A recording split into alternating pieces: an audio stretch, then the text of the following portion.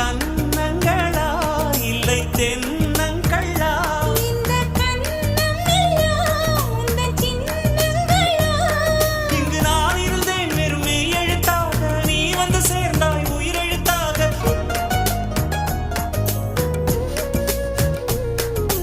காதலேனும் தேர்வெழுதி காத்திருந்த மாணவன் நான்.